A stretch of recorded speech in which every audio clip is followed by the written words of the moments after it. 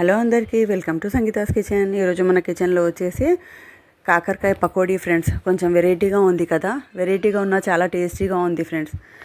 దీని గురించి అయితే ఫస్ట్ మనం ఒక 1/2 kg కాకరకాయలు శుభ్రంగా కడిగి ఈ విధంగా స్లైసెస్ లాగా కట్ చేసి పెట్టుకోవాలి. అందులో రుచిపడ సాల్ట్, మనకు రుచికి సరిపోయేంత ఒక 1/2 teaspoon salt, 1/4 teaspoon పసుపు, ఒక 1.5 టీ స్పూన్ కారము, ఇంకా ఫ్రెష్గా నూరి పెట్టుకున్న అల్లం వెల్లుల్లి పేస్ట్ 1 టీ స్పూన్, ధనియా పౌడర్ 1 టీ స్పూన్, జీలకర్ర పొడి 1 టీ స్పూన్, కొంచెం గరం మసాలా, ఇవన్నీ వేసుకొని బాగా కలుపుకోవాలి. ఒక 2 నిమిషాలు ముక్కలకు పట్టేటట్టు కలుపుకోవాలి.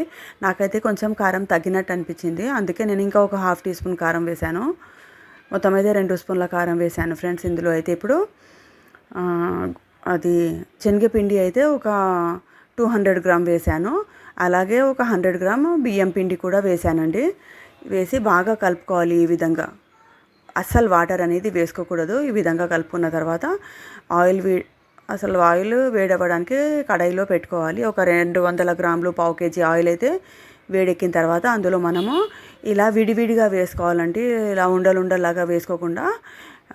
అది పకోడీ అయితే మనం ఏ విధంగా వేసినా అది విచ్చుకుంటుంది, కానీ ఇది కొంచెము విడివిడిగా వేసుకోవాలి, పీసెస్ లాగా. హై ఫ్లేమ్ మీద వేపుకోవాలండి. ఒక 4-5 మినిట్స్లో అయితే మనకు ఈ విధంగా కలర్ మారిపోయి చూడండి. ఇంకా మనం బియ్యం పిండి వేసాం కదా, అసలు చాలా అంటే చాలా క్రిస్పీగా ఉందండి. నోట్లో వేస్తేనే కరిగిపోతుంది, అస్సలు అంటుకోలేదు చూడండి. అలాగే వేడి నూనెలో వేసుకుంటే బాగుంటుంది.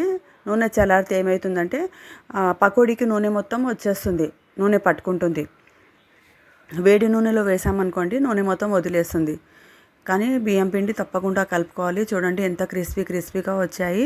మీరు ట్రై చేయండి. ఓకేనా? Bye friends.